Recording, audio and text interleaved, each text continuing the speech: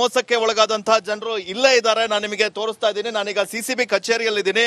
ಇಲ್ಲಿ ಗಮನಿಸ್ತಾ ಇರ್ಬೋದು ನೋಡಿ ನೀವು. ಇವರೆಲ್ಲರೂ ಕೂಡ ಆ ಒಂದು ಮಹಾ ಮೋಸಕ್ಕೆ ಸದ್ಯ ಈಗ ಮೋಸ ಹೋಗಿದ್ದಾರೆ. ಏನು ಒಂದು ಮನೆ ಲೀಸ್ಗೆ ಪಡ್ಕೊಂಡು ನಿಮಗೆ ಲೀಸ್ ಹಣವನ್ನ ಕೊಡಿ ಅಷ್ಟೇ ಸಾಕು ಅಂತ 2-3 ವರ್ಷಕ್ಕೆ ಅಗ್ರಿಮೆಂಟ್ ಅನ್ನ ಮಾಡ್ಕೊಂಡಂತ ಆರೋಪಿಗಳು ಅವ್ರ ಹತ್ರ ಫಸ್ಟ್ ಲೀಸ್ ಹಣವನ್ನ ಪೂರ್ತಿ ಪಡ್ಕೊಳ್ತಾರೆ. ಆದ್ರೆ ಮನೆ ಓನರ್ ಏನಿದ್ದಾರೆ ಅವರ ಬಳಿ ಹೋಗಿ ನಾವು ರೆಂಟಿಗೆ ನಿಮ್ ಮನೆಯನ್ನ ಕೊಡ್ತೀವಿ ಅಂತ ಹೇಳ್ತಾರೆ.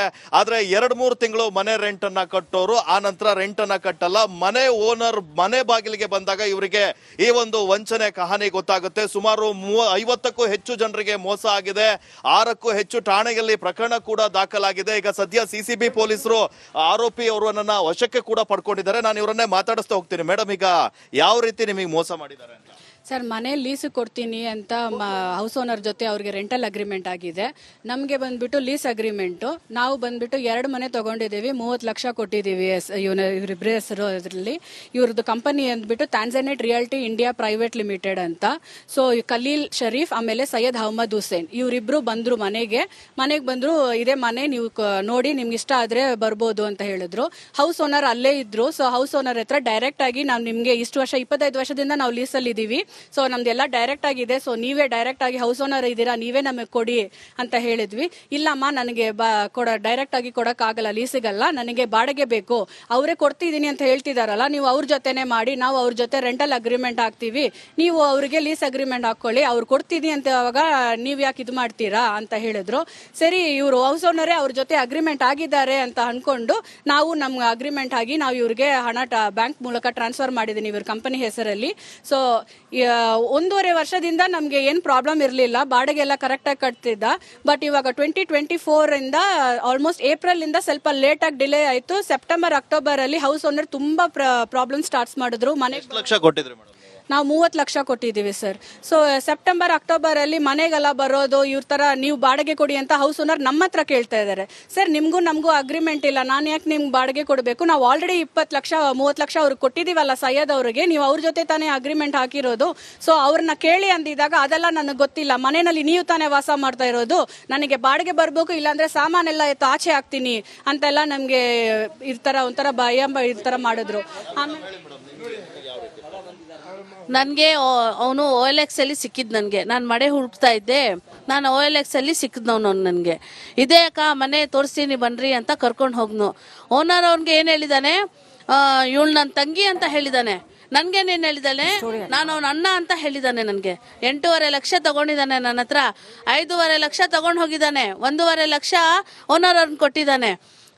ಇನ್ನ 2.5 ಲಕ್ಷದ್ದು ಅಗ್ರಿಮೆಂಟ್ ಮಾಡಿ ಕೊಟ್ಟಿಲ್ಲ ನನಗೆ, ಕಂಪನಿಯಿಂದ ಮಾಡಿ ಕೊಡ್ತಾನೆ ಅಂತ ಹೇಳಿದ್ದು ನನಗೆ ಅವನು ಜೊತೆ ತಮ್ಮ ಅಳಲನ್ನ ಹಂಚಿಕೊಳ್ಳೋದಕ್ಕೆ ಅಲ್ಲಿ ಸಂತ್ರಸ್ತರು ಕೂಡ ಸೇರಿದ್ದಾರೆ. ಈ ವಂಚನೆಗೆ ಈಡಾದವರು ಕೂಡ ಜನ ಸೇರಿದ್ದಾರೆ. Let's go to Dhruva.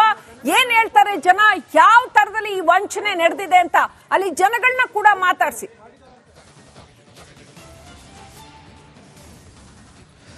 S Srilakshmi, ಇದು ಲೀಸ್ಗೆ ಹಣವನ್ನ ಅಂದ್ರೆ ಲೀಸ್ಗೆ ಮನೆಯನ್ನ ಪಡೆಯುವವರಂತವರನ್ನ ಟಾರ್ಗೆಟ್ ಮಾಡಿರುವಂತ ಒಂದು ಮಹಾ ಮೋಸ. ಈ ಒಂದು ಮೋಸಕ್ಕೆ ಒಳಗಾದಂತಹ ಜನರು ಇಲ್ಲೇ ಇದ್ದಾರೆ. ನಾನು ನಿಮಗೆ ತೋರಿಸ್ತಾ ಇದ್ದೀನಿ. ನಾನೀಗ ಸಿಸಿಬಿ ಕಚೇರಿಯಲ್ಲಿದ್ದೀನಿ. ಇಲ್ಲಿ ಗಮನಿಸ್ತಾ ಇರ್ಬೋದು ನೋಡಿ ನೀವು. ಇವರೆಲ್ಲರೂ ಕೂಡ ಆ ಒಂದು ಮಹಾ ಮೋಸಕ್ಕೆ ಸದ್ಯ ಈಗ ಮೋಸ ಹೋಗಿದ್ದಾರೆ. ಏನು ಒಂದು ಮನೆ ಲೀಸ್ಗೆ ಪಡ್ಕೊಂಡು ನಿಮಗೆ ಲೀಸ್ ಹಣವನ್ನ ಕೊಡಿ ಅಷ್ಟೇ ಸಾಕು ಅಂತ 2-3 ವರ್ಷಕ್ಕೆ ಅಗ್ರಿಮೆಂಟ್ ಅನ್ನ ಮಾಡ್ಕೊಂಡಂತ ಆರೋಪಿಗಳು ಅವ್ರ ಹತ್ರ ಫಸ್ಟ್ ಲೀಸ್ ಹಣವನ್ನ ಪೂರ್ತಿ ಪಡ್ಕೊಳ್ತಾರೆ. ಆದ್ರೆ ಮನೆ ಓನರ್ ಏನಿದ್ದಾರೆ ಅವರ ಬಳಿ ಹೋಗಿ ನಾವು ರೆಂಟಿಗೆ ನಿಮ್ ಮನೆಯನ್ನ ಕೊಡ್ತೀವಿ ಅಂತ ಹೇಳ್ತಾರೆ. ಆದ್ರೆ 2-3 ತಿಂಗಳು ಮನೆ ರೆಂಟ್ ಅನ್ನ ಕಟ್ಟೋರು ಆ ನಂತರ ರೆಂಟ್ ಅನ್ನ ಕಟ್ಟಲ್ಲ. ಮನೆ ಓನರ್ ಮನೆ ಬಾಗಿಲಿಗೆ ಬಂದಾಗ ಇವರಿಗೆ ಈ ಒಂದು ವಂಚನೆ ಕಹಾನಿ ಗೊತ್ತಾಗುತ್ತೆ. ಸುಮಾರು 50ಕ್ಕೂ ಹೆಚ್ಚು ಜನರಿಗೆ ಮೋಸ ಆಗಿದೆ. 6ಕ್ಕೂ ಹೆಚ್ಚು ಠಾಣೆಯಲ್ಲಿ ಪ್ರಕರಣ ಕೂಡ ದಾಖಲಾಗಿದೆ. ಈಗ ಸದ್ಯ ಸಿಸಿಬಿ ಪೊಲೀಸರು ಆರೋಪಿ ಅವರನ್ನ ವಶಕ್ಕೆ ಕೂಡ ಪಡ್ಕೊಂಡಿದ್ದಾರೆ. ನಾನು ಇವರನ್ನೇ ಮಾತಾಡಿಸ್ತಾ ಹೋಗ್ತೀನಿ. ಮೇಡಮ್, ಈಗ ಯಾವ ರೀತಿ ನಿಮಗೆ ಮೋಸ ಮಾಡಿದ್ದಾರೆ ಅಂತ? ಸರ್, ಮನೆ ಲೀಸ್ ಕೊಡ್ತೀನಿ ಅಂತ ಹೌಸ್ ಓನರ್ ಜೊತೆ ಅವ್ರಿಗೆ ರೆಂಟಲ್ ಅಗ್ರಿಮೆಂಟ್ ಆಗಿದೆ.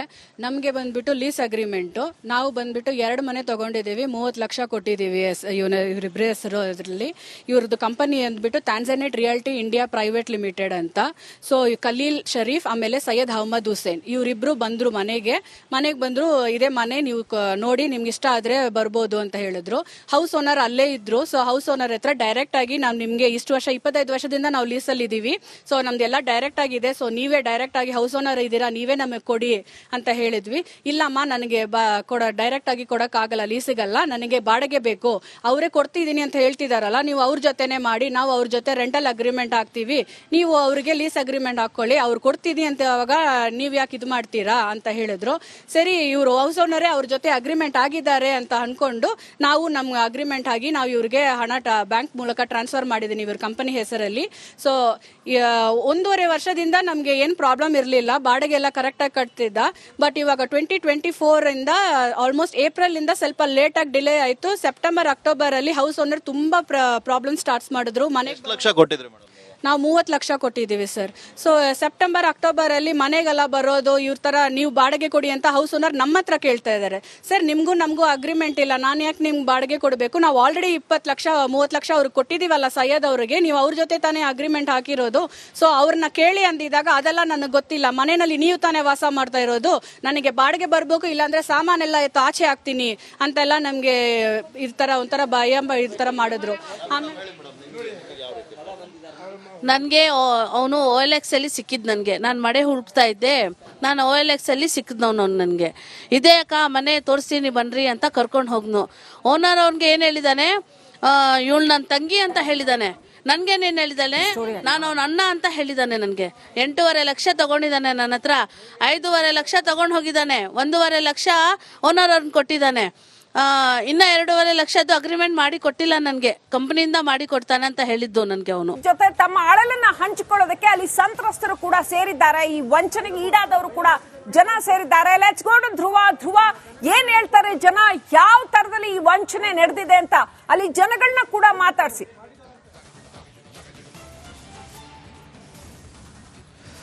ಎಸ್ ಶ್ರೀಲಕ್ಷ್ಮಿ, ಇದು ಲೀಸ್ಗೆ ಹಣವನ್ನ ಅಂದ್ರೆ ಲೀಸ್ಗೆ ಮನೆಯನ್ನ ಅಂತವರನ್ನ ಟಾರ್ಗೆಟ್ ಮಾಡಿರುವಂತ ಒಂದು ಮಹಾ ಮೋಸ. ಈ ಒಂದು ಮೋಸಕ್ಕೆ ಒಳಗಾದಂತಹ ಜನರು ಇಲ್ಲೇ ಇದ್ದಾರೆ, ನಾನು ನಿಮಗೆ ತೋರಿಸ್ತಾ ಇದ್ದೀನಿ. ನಾನೀಗ CCB ಕಚೇರಿಯಲ್ಲಿ ಇದ್ದೀನಿ, ಇಲ್ಲಿ ಗಮನಿಸ್ತಾ ಇರ್ಬೋದು ನೋಡಿ ನೀವು. ಇವರೆಲ್ಲರೂ ಕೂಡ ಆ ಒಂದು ಮಹಾ ಮೋಸಕ್ಕೆ ಸದ್ಯ ಈಗ ಮೋಸ ಹೋಗಿದ್ದಾರೆ. ಒಂದು ಮನೆ ಲೀಸ್ಗೆ ಪಡ್ಕೊಂಡು ನಿಮಗೆ ಲೀಸ್ ಹಣವನ್ನ ಕೊಡಿ ಅಷ್ಟೇ ಸಾಕು ಅಂತ 2-3 ವರ್ಷಕ್ಕೆ ಅಗ್ರಿಮೆಂಟ್ ಅನ್ನ ಮಾಡ್ಕೊಂಡಂತ ಆರೋಪಿಗಳು ಅವ್ರ ಹತ್ರ ಫಸ್ಟ್ ಲೀಸ್ ಹಣವನ್ನ ಪೂರ್ತಿ ಪಡ್ಕೊಳ್ತಾರೆ. ಆದ್ರೆ ಮನೆ ಓನರ್ ಏನಿದ್ದಾರೆ ಅವರ ಬಳಿ ಹೋಗಿ ನಾವು ರೆಂಟಿಗೆ ನಿಮ್ ಮನೆಯನ್ನ ಕೊಡ್ತೀವಿ ಅಂತ ಹೇಳ್ತಾರೆ. ಆದ್ರೆ 2-3 ತಿಂಗಳು ಮನೆ ರೆಂಟ್ ಅನ್ನ ಕಟ್ಟೋರು ಆ ನಂತರ ರೆಂಟ್ ಅನ್ನ ಕಟ್ಟಲ್ಲ. ಮನೆ ಓನರ್ ಮನೆ ಬಾಗಿಲಿಗೆ ಬಂದಾಗ ಇವರಿಗೆ ಈ ಒಂದು ವಂಚನೆ ಕಹಾನಿ ಗೊತ್ತಾಗುತ್ತೆ. ಸುಮಾರು 50ಕ್ಕೂ ಹೆಚ್ಚು ಜನರಿಗೆ ಮೋಸ ಆಗಿದೆ. 6ಕ್ಕೂ ಹೆಚ್ಚು ಠಾಣೆಯಲ್ಲಿ ಪ್ರಕರಣ ಕೂಡ ದಾಖಲಾಗಿದೆ. ಈಗ ಸದ್ಯ CCB ಪೊಲೀಸರು ಆರೋಪಿ ಅವರನ್ನ ವಶಕ್ಕೆ ಕೂಡ ಪಡ್ಕೊಂಡಿದ್ದಾರೆ. ನಾನು ಇವರನ್ನೇ ಮಾತಾಡಿಸ್ತಾ ಹೋಗ್ತೀನಿ. ಮೇಡಮ್, ಈಗ ಯಾವ ರೀತಿ ನಿಮಗೆ ಮೋಸ ಮಾಡಿದ್ದಾರೆ ಅಂತ? ಸರ್, ಮನೆ ಲೀಸ್ ಕೊಡ್ತೀನಿ ಅಂತ ಹೌಸ್ ಓನರ್ ಜೊತೆ ಅವ್ರಿಗೆ ರೆಂಟಲ್ ಅಗ್ರಿಮೆಂಟ್ ಆಗಿದೆ. ನಮಗೆ ಬಂದ್ಬಿಟ್ಟು ಲೀಸ್ ಅಗ್ರಿಮೆಂಟು, ನಾವು ಬಂದ್ಬಿಟ್ಟು 2 ಮನೆ ತಗೊಂಡಿದ್ದೀವಿ, 30 ಲಕ್ಷ ಕೊಟ್ಟಿದ್ದೀವಿ ಇವರಿಬ್ಬರ ಹೆಸರು. ಅದರಲ್ಲಿ ಇವ್ರದ್ದು ಕಂಪನಿ ಅಂದ್ಬಿಟ್ಟು ಟ್ಯಾನ್ಸನೇಟ್ ರಿಯಾಲ್ಟಿ ಇಂಡಿಯಾ ಪ್ರೈವೇಟ್ ಲಿಮಿಟೆಡ್ ಅಂತ. ಸೊ ಖಲೀಲ್ ಶರೀಫ್ ಆಮೇಲೆ ಸೈಯದ್ ಅಹಮದ್ ಹುಸೇನ್ ಇವರಿಬ್ರು ಬಂದ್ರು ಮನೆಗೆ ಬಂದ್ರು. ಇದೇ ಮನೆ ನೀವು ನೋಡಿ ನಿಮ್ಗೆ ಇಷ್ಟ ಆದ್ರೆ ಬರ್ಬೋದು ಅಂತ ಹೇಳಿದ್ರು. ಹೌಸ್ ಓನರ್ ಅಲ್ಲೇ ಇದ್ರು. ಸೊ ಹೌಸ್ ಓನರ್ ಹತ್ರ ಡೈರೆಕ್ಟ್ ಆಗಿ ನಾವು ನಿಮ್ಗೆ ಇಷ್ಟು ವರ್ಷ 25 ವರ್ಷದಿಂದ ನಾವು ಲೀಸ್ ಅಲ್ಲಿ ಇದೀವಿ, ಸೊ ನಮ್ದೆಲ್ಲ ಡೈರೆಕ್ಟ್ ಆಗಿದೆ, ಸೊ ನೀವೇ ಡೈರೆಕ್ಟ್ ಆಗಿ ಹೌಸ್ ಓನರ್ ಇದ್ದೀರಾ, ನೀವೇ ನಮಗೆ ಕೊಡಿ ಅಂತ ಹೇಳಿದ್ವಿ. ಇಲ್ಲಮ್ಮ, ನನಗೆ ಡೈರೆಕ್ಟ್ ಆಗಿ ಕೊಡಕ್ಕಾಗಲ್ಲ, ಲೀಸಿಗಲ್ಲ, ನನಗೆ ಬಾಡಿಗೆ ಬೇಕು, ಅವರೇ ಕೊಡ್ತಿದ್ದೀನಿ ಅಂತ ಹೇಳ್ತಿದಾರಲ್ಲ, ನೀವು ಅವ್ರ ಜೊತೆನೆ ಮಾಡಿ, ನಾವು ಅವ್ರ ಜೊತೆ ರೆಂಟಲ್ ಅಗ್ರಿಮೆಂಟ್ ಹಾಕ್ತೀವಿ, ನೀವು ಅವ್ರಿಗೆ ಲೀಸ್ ಅಗ್ರಿಮೆಂಟ್ ಹಾಕೊಳ್ಳಿ, ಅವ್ರು ಕೊಡ್ತೀನಿ ಅಂತ ಅವಾಗ ನೀವ್ ಯಾಕೆ ಇದು ಮಾಡ್ತೀರಾ ಅಂತ ಹೇಳಿದ್ರು. ಸರಿ, ಇವರು ಹೌಸ್ ಓನರೇ ಅವ್ರ ಜೊತೆ ಅಗ್ರಿಮೆಂಟ್ ಆಗಿದ್ದಾರೆ ಅಂತ ಅನ್ಕೊಂಡು ನಾವು ನಮ್ಗೆ ಅಗ್ರಿಮೆಂಟ್ ಆಗಿ ನಾವು ಇವ್ರಿಗೆ ಹಣ ಬ್ಯಾಂಕ್ ಮೂಲಕ ಟ್ರಾನ್ಸ್ಫರ್ ಮಾಡಿದೀನಿ ಇವ್ರ ಕಂಪನಿ ಹೆಸರಲ್ಲಿ. ಸೊ 1.5 ವರ್ಷದಿಂದ ನಮ್ಗೆ ಏನ್ ಪ್ರಾಬ್ಲಮ್ ಇರಲಿಲ್ಲ, ಬಾಡಿಗೆ ಎಲ್ಲ ಕರೆಕ್ಟ್ ಆಗಿ ಕಟ್ತಿದ್ದ. ಬಟ್ ಇವಾಗ 2024 ಇಂದ ಆಲ್ಮೋಸ್ಟ್ ಏಪ್ರಿಲ್ ಇಂದ ಸ್ವಲ್ಪ ಲೇಟ್ ಆಗಿ ಡಿಲೇ ಆಯ್ತು. ಸೆಪ್ಟೆಂಬರ್ ಅಕ್ಟೋಬರ್ ಅಲ್ಲಿ ಹೌಸ್ ಓನರ್ ತುಂಬಾ ಪ್ರಾಬ್ಲಮ್ ಸ್ಟಾರ್ಟ್ ಮಾಡಿದ್ರು. ಎಷ್ಟು ಲಕ್ಷ ಕೊಟ್ಟಿದ್ರಿ ಮೇಡಮ್? ನಾವು 30 ಲಕ್ಷ ಕೊಟ್ಟಿದ್ದೀವಿ ಸರ್. ಸೊ ಸೆಪ್ಟೆಂಬರ್ ಅಕ್ಟೋಬರ್ ಅಲ್ಲಿ ಮನೆಗೆಲ್ಲ ಬರೋದು, ಇವ್ರ ತರ ನೀವು ಬಾಡಿಗೆ ಕೊಡಿ ಅಂತ ಹೌಸ್ ಓನರ್ ನಮ್ಮ ಹತ್ರ ಕೇಳ್ತಾ ಇದ್ದಾರೆ. ಸರ್, ನಿಮ್ಗೂ ನಮಗೂ ಅಗ್ರಿಮೆಂಟ್ ಇಲ್ಲ, ನಾನು ಯಾಕೆ ನಿಮ್ಗೆ ಬಾಡಿಗೆ ಕೊಡಬೇಕು, ನಾವು ಆಲ್ರೆಡಿ 20 ಲಕ್ಷ 30 ಲಕ್ಷ ಅವ್ರಿಗೆ ಕೊಟ್ಟಿದೀವಲ್ಲ ಸೈಯದ್ ಅವ್ರಿಗೆ, ನೀವು ಅವ್ರ ಜೊತೆ ತಾನೇ ಅಗ್ರಿಮೆಂಟ್ ಹಾಕಿರೋದು, ಸೊ ಅವ್ರನ್ನ ಕೇಳಿ ಅಂದಿದಾಗ ಅದೆಲ್ಲ ನನಗೆ ಗೊತ್ತಿಲ್ಲ, ಮನೆಯಲ್ಲಿ ನೀವು ತಾನೇ ವಾಸ ಮಾಡ್ತಾ ಇರೋದು, ನನಗೆ ಬಾಡಿಗೆ ಬರ್ಬೇಕು, ಇಲ್ಲಾಂದ್ರೆ ಸಾಮಾನೆಲ್ಲ ಎತ್ತು ಆಚೆ ಹಾಕ್ತೀನಿ ಅಂತೆಲ್ಲ ನಮ್ಗೆ ಈ ತರ ಒಂಥರ ಭಯ ಈ ತರ ಮಾಡಿದ್ರು. ಆಮೇಲೆ ನನಗೆ ಅವನು OLX ಅಲ್ಲಿ ಸಿಕ್ಕಿದ್. ನನಗೆ ನಾನು ಮನೆ ಹುಡುಕ್ತಾ ಇದ್ದೆ, ನಾನು OLX ಅಲ್ಲಿ ಸಿಕ್ಕಿದ್ನವನು ಅವ್ನು ನನಗೆ.